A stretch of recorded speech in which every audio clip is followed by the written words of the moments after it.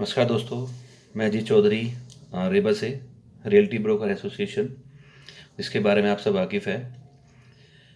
तो रेबा के बारे में तो आप सबको पता ही है कि रेबा एक ब्रोकर्स की शक्ति है, आप सबकी एकता है, एकता की पावर है, ब्रोकर की स्ट्रेंथ है, जिसमें हम सब लोग एक साथ खड़े होते हैं, हमारी एक पहचान है। तो रेबा को एक पहचान देने के लिए आप सबका सहयोग है, इसमें दो राय नहीं है। आप सब लोग रेबा के साथ जुड़े हुए हो काफ़ी टाइम से। रेबा बेसिकली जितने ब्रोकर्स हैं उन सबके हितों के लिए कार्य करती है। तो आपने देखा होगा कि काफ़ी समस्याएं ब्रोकर्स के साथ रहती है। कुछ केसेस में ब्रोकर्स का हरासमेंट किया जाता है, ब्रोकर्स को यूज़ किया जाता है। ये हर तरह से आपने देखा होगा कि कुछ क्लाइंट के साथ लेन देन का कुछ ना कुछ पंगा लगा रहता है। तो बेसिकली हम एक बैनर के नीचे काम करते हैं। उस बैनर के नीचे काम करने से एक फ़ायदा होता है कि आपके साथ कोई भी समस्या हो, आपके साथ एक टैग जुड़ा हुआ है रेबा का, और उस रेबा को आप प्रेजेंट करते हो किसी कस्टमर के सामने, तो एक आपकी एक अलग गुडविल, अलग अलग आपकी पहचान होती है कि आप एक एसोसिएशन से जुड़े हुए हो। उससे कुछ नॉर्म्स भी होते हैं जो आपको शेयर करने चाहिए अपने कस्टमर के साथ कि हमारे ये रूल्स हैं, ये रेगुलेशन है, हम इस रेगुलेशन के हिसाब से हम रियल एस्टेट मार्केट में काम करते हैं। अब हमारे सामने समस्या क्या आती है, हमने कुछ चीज़ें पहले शेयर की थी कि जब हम कोई डील करते हैं किसी क्लाइंट के साथ, तो हमारे पास एक विजिट फॉर्म होना बहुत ज़रूरी होता है। आज हम देख रहे हैं कि लॉकडाउन के बाद इतने केसेज आए हैं हमारे सामने कि ब्रोकर भाई ने हमारे किसी ने, या ब्रोकर बहन ने हमारे किसी ने किसी क्लाइंट को फ्लैट दिखाया, या तो वो उस क्लाइंट ने डायरेक्ट डील कर लेता है कहीं ना कहीं से नंबर लेके, या अपने किसी ग्रुप से नंबर लेके डायरेक्ट डील हो जाती है।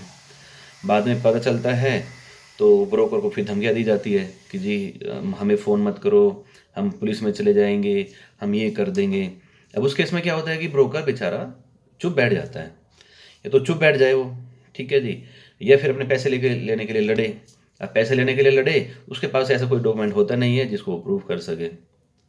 दूसरी बात, जब उसको पुलिस की धमकी दी जाती है तो हमारे पास ऐसे कुछ राइट्स हैं जिनके बारे में हमें नहीं पता कि पुलिस भी हमें सपोर्ट करती है। जैसे हमें यदि हम मार्केट में काम कर रहे हैं तो हमारे पास रेरा का रजिस्ट्रेशन होना बहुत ज़रूरी है। यदि हम रेरा रजिस्टर्ड है तो हम पुलिस थाने में भी जाके अपने आप को प्रूफ कर सकते हैं कि ये पैसा, ये काम हमने किया है, हम गवर्नमेंट के ये ऑथोराइज ब्रोकर है, हमारा पैसा इनसे बनता है। तो वहाँ पे हमें पुलिस सपोर्ट मिलती है।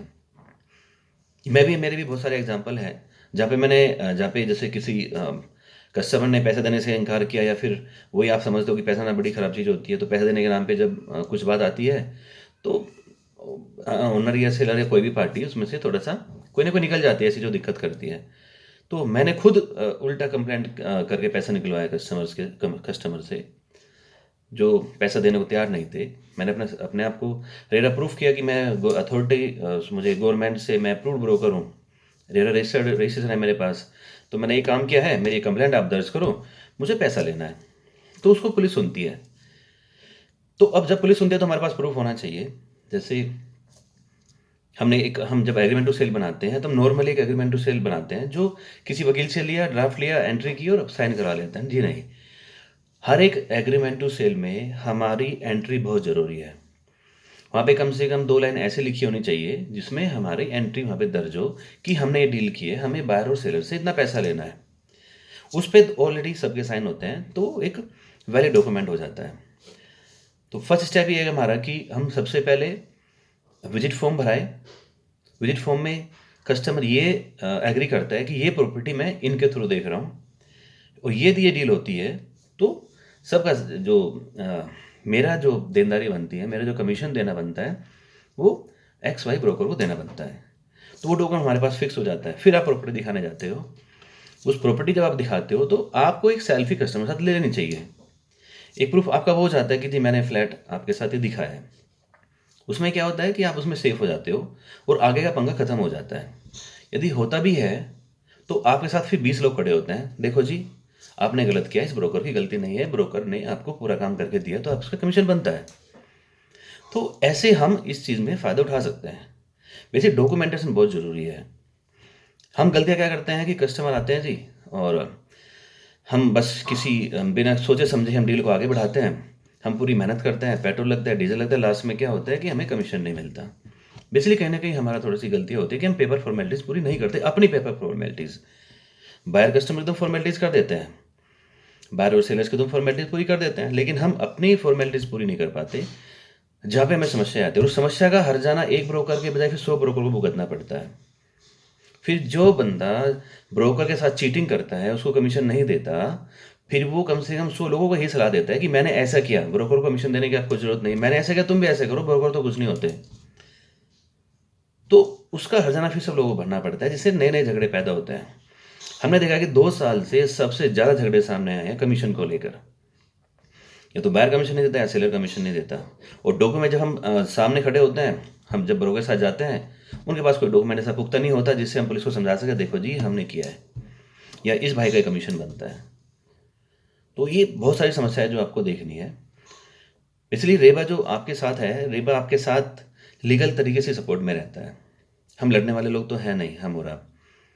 हम सपोर्ट होती है अ, इन चीज़ों को लेकर कि चीज़ों को सुधारा जाए, हम अपने आप को ठीक करें, हम अपने डॉक्यूमेंटेशन को ठीक करें, हम अपने सिस्टम को ठीक करके चलें और एकता बनाए रखें। हमारे सामने बहुत सारे ऐसे केसेस आते हैं जिसमें हम खुद एक दूसरे को धोखा दे रहे होते हैं। मैंने फ्लैट दिखाया, हम हमारे दूसरे ब्रोकर भाई की पार्टी थी। कुछ ब्रोकर भाई ऐसे भी करते हैं कि फिर कंप्लेंट आती है कि जी मैंने दिखाया था, उन ब्रोकर भाई ने डायरेक्ट नंबर निकाल के वो डील कर ली। ये भी बहुत गलत है। यदि ऐसा करेंगे तो वो भी फिर 10 लोग उसको फॉलो करेंगे, उसने कर लिया था तो उसका क्या बिगाड़ लिया, तो मैं भी इसके थ्रू फ्लैट देखता हूँ, डायरेक्ट कर लूँगा, मुझे सारा कमीशन आ जाएगा। तो ऐसे कामों से भी पूरी ब्रोकर एकता बदनाम होती है। तो हमें थोड़ा सा अपने आप को बदलने की ज़रूरत है। अभी मेरे सामने बहुत सारी कॉल्स आ रही है कि हम एक मीटिंग अरेंज करें रेबा के लिए, लेकिन थोड़ा कोरोना के बाद आपको पता है थोड़ी समस्या है। गैदरिंग में परमिशन लेना बड़ा टफ है। दूसरी बात, एक डर भी बना रहता है कि हम गैदरिंग करें तो थोड़ा सा कोरोना वाला इशू ना आ जाए। तो अभी हम उसलिए थोड़ा मीटिंग भी नहीं रख पा रहे हैं। इसलिए मैं आपको आज आपके सामने आया हूँ बहुत दिनों बाद। तो बस सबसे ही प्रार्थना है कि आप एकता बनाए रखें, सिस्टम को थोड़ा ठीक रखें और जो हमारे डॉक्यूमेंटेशन है उसको प्रॉपर तरीके से आप काम करें, ताकि कंप्लेंट्स कम हो, एक अच्छी स्ट्रेंथ हमारी बनी रहे, एक हम अच्छे प्लेटफॉर्म पे काम करें और जिस हम बाहर सेलर से डील करते हैं वो भी आगे पॉजिटिव चीज़ें दें कि नहीं जी ये डॉक्यूमेंटेशन अच्छा है, हमको कमीशन देना ही है और हम इसमें कुछ गलत नहीं कर सकते, क्योंकि वो भी समझते हैं कि हम जिस बंदे से डील कर रहे हैं वो प्रोफेशनल है। यदि वो पूरी डॉक्यूमेंटेशन अपनी भी कर रहा है, अपने भी पूरी डॉक्यूमेंटेशन सामने रख रहा है, तो वो भी प्रोफेशनल बंदा है। तो इसलिए इसमें चीटिंग कम हो सकती है। अभी हमने देखा है कि एक कोई भी बायर या टेनेंट जो किराए पे लेना चाहता है, वो ब्रोकर को यूज़ करता है फ्लैट देखने के लिए। वो ऑलरेडी पहले ओनर से बात कर रहा होता है। ओनर कहता है जी आप जाकर देख लो और फिर हम डील बाद में कर लेंगे। तो वहाँ पे ब्रोकर को यूज़ किया जाता है। अब ब्रोकर के केबिन में आता है बंदा, ब्रोकर सीधा खड़ा होता है, खड़ा होकर प्रॉपर्टी दिखाता है, फिर आगे वो बायर बोलता है जी हम सोच के बताएंगे। उसके बाद डील हो चुकी होती है। आप क्या करोगे उसमें? आपके पास तो कोई डॉक्यूमेंट ही नहीं, आपने दिखाया उसको। और एक व्हाट्सएप पे हम जो रिकॉर्ड रखते हैं, बेसिकली वो प्रूफ तो होता है, लेकिन लीगल प्रूफ तो नहीं है कि हमें उनसे कमीशन लेना ही लेना है। हमने दिखाया है वो अलग बात है। उसमें तो नहीं लिखा कि उसने एक्सेप्ट किया कि मुझे आपको 1 लाख रुपए देना है, मुझे आपको 1% देना है, मुझे आपको 2% देना है। हमने आपको दिखाया, ये शो रहता है, लेकिन कहीं उसमें तो प्रूफ नहीं होता कि मुझे आपसे ये पैसा लेना है और उसने वो एक्सेप्ट किया होता है। कमीशन लिखा होता है, किसी ब्रोकर भाई ने कमीशन लिख दिया कि मुझे आपसे कमीशन लेना है। कितना जी वो कमीशन? 1 रुपये भी हो सकता है, वो 500 रुपये भी हो सकता है कमीशन, वो 1000 भी हो सकता है। आप उस पर नहीं लड़ सकते। तो हम जब डील स्टार्ट करते हैं, जब हमारे सामने कोई कस्टमर आता है, हमारे पास कोई क्लाइंट आते हैं, तो हमें उनके साथ पूरा डॉक्यूमेंट तैयार करके उसके बाद आगे बढ़ना चाहिए। हम जब भी प्रॉपर्टी इनको दिखाना जाए, हम उनसे अपनी एक पेपर फॉर्मेलिटी कर ले, ये प्रॉपर्टी मैं आपको दिखा रहा हूँ, इसका ये नॉर्म्स है। अब आपकी मर्जी है, आपको देखना तो आप मेरे साथ चलिए, आपको नहीं देखना तो आप मत चलिए, लेकिन आप पहले पेपर फॉर्मेलिटी कर लीजिए। तो आप सबसे ये रिक्वेस्ट है कि आप थोड़ा सा ध्यान दीजिए। रियल इस्टेट को थोड़ा अच्छा बनाने में आपका सहयोग बहुत ज़रूरी है। आप सिस्टम फॉलो करोगे तो सब सिस्टम फॉलो करेंगे, और जब आप सिस्टम फॉलो करना करना शुरू कर दोगे तो फिर हमारी वो आदत बन जाएगा। जैसे एग्रीमेंट टू सेल भी तो हमारी एक आदत है ना, हमें पता है कि एग्रीमेंट टू सेल हमें बायर सेल का बनाना होता है। ऐसे अपनी आदत में डालो कि हमारा और टेनेंट का, हमारा और क्लाइंट का भी एक फॉर्मेट बनता है, वो भी हमें साइन करना होता है। तो आप इस चीज़ को रूटीन में ले लो, जिससे कल आने वाले टाइम में ये हमारे काम आए। और मैं आपको बता दूं, पुलिस की जो लोग धमकी देते हैं आपको, उससे आपको डरने की कोई ज़रूरत नहीं है। इसमें पुलिस भी हमारा सपोर्ट करती है। सबको पता है कि एक ब्रोकर है, मेहनत करता है, उसका कमीशन होता है, ठीक है? उसके कमीशन से उसका घर चलता है, उसका परिवार उसके कमीशन से चलता है, उसके बच्चों की फीस उसके कमीशन से जाती है। तो ये पुलिस को पता है, सरकार को पता है, पूरे प्रशासन को पता है। तो जो भी आपको कमीशन के बेस पे कोई धमकी देता है, आपको उससे डरने की बिल्कुल ज़रूरत नहीं है। पुलिस हमारे साथ भी खड़ी है, ठीक है? तो हम चाहते हैं कि लेकिन आपकी पेपर फॉर्मेलिटी पूरी रखो, ताकि आप दूसरे को मौका ना दो कि वो आपके साथ कुछ गलत करें। और मैं जितने कस्टमर हैं, जितने क्लाइंट हैं, जितने लोग मार्केट में हैं जो प्रॉपर्टी खरीदना चाहते हैं, उनसे भी मैं हाथ जोड़कर प्रार्थना करता हूँ कि प्लीज़ आप जो ब्रोकर्स हैं उनकी मजबूरी समझो, ठीक है? वो ये नहीं कि उनकी हर एक डील हो जाती है, पूरे दिन धूप में भागते हैं, सुबह निकलते हैं, शाम तक पूरे दिन भागते हैं। ज़रूरी नहीं कि 10 क्लाइंट को दिखाएँ, उनको कोई डील भी हो जाए, ज़रूरी भी नहीं कि उन्होंने आज अपना पेट्रोल फूँका, पूरी मेहनत की, पूरे पसीने में तर-बतर रहे, भागते रहे और शाम तक क्या होता है, खाली हाथ भी घर लौटते हैं। पूरे महीने में पता नहीं कितने लोग विज़िट कराते हैं, तब जाकर उनकी 1-2 डील या 3 डील निकलती है जिससे उनका घर चलता है। और हो सकता है महीने पूरे महीने विज़िट भी कराए और तब भी डील ना हो। तो आप सर उनकी मेहनत देखो, मैं सभी जितने भी बायर्स हैं, सेलर्स हैं, मैं आपसे ये रिक्वेस्ट करता हूँ कि आप उनकी मेहनत देखो, उनकी मेहनत के बेस पे आप आगे बढ़ो। यदि आप किसी ब्रोकर के टच में हो तो उसकी मेहनत का उसको जो बनता है वो दो, प्यार से दो, ईमानदारी से दो, ईमानदारी से चलो।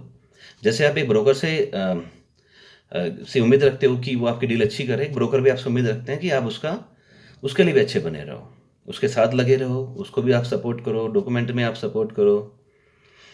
तो बस ये मैं ही कहना चाहता हूँ कि जो हमारा उद्देश्य है वो है रियल एस्टेट मार्केट को अच्छा करना, ब्रोकर और एक क्लाइंट के रिश्तों को अच्छा बनाना। ये हमारा एक बहुत बड़ा उद्देश्य है। और जैसे आपने देखा कि रेवा हमारी एक एकता है, हमारी एकता की शक्ति है, तो वो एकता हमारी बनी रहेगी और बनी रहनी चाहिए। आप सबके सहयोग से जो रेवा इतने ऊपर आया है, ठीक है? उसके लिए मैं आप सबको धन्यवाद देता हूँ। और रेवा हर वक़्त आपके साथ है, 24 घंटे आपके साथ है। इसके बाद मैं आपको बताना चाहूँगा कि आप सब लोग एकता बनाए रखें, फ्यूचर में एकता बनाए रखें। हम जब भी मीटिंग करेंगे, जब भी हम मिलेंगे, आपस में मिलेंगे तो एकता से मिलेंगे, प्यार से मिलेंगे, सिस्टम से मिलेंगे। आप सभी का बहुत-बहुत धन्यवाद।